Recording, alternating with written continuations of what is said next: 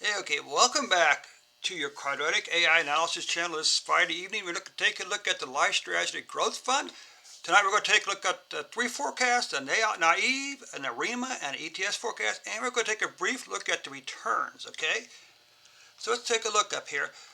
This is a naive forecast. Okay, you come back over here, you can see, so we got 75% and 95% predictive intervals. That means that there's a 75% chance that the actual closing price will be within the dark shaded area, and a 95% chance that it'll be within the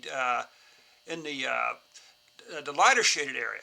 And you can see for most of the month on the naive model is that it stayed within it kind of straddled a line between 75 and 95, I would say. What about ETS?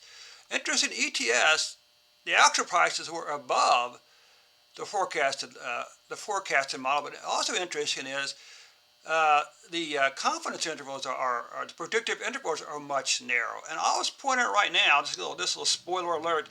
When I asked Quadratic to tell me which model was the most accurate, it gave me this model right here. Okay, the ETS model. What about ARIMA?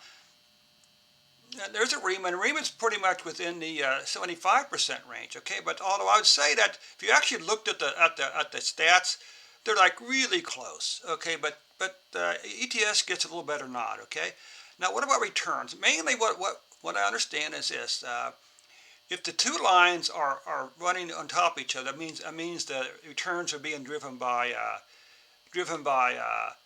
price. Okay, closing price. Okay. And also the spikes themselves gives us some idea of the volatility of the market and the returns. If you come down here finally to this little plot right here, this is a plot of histogram returns. Most of the plot, most of the returns within say -8, okay, to like +1. So there's a very narrow spread for the daily returns. And there you have a very brief analysis of the LifeStrategy Growth Fund on Quadratic AI.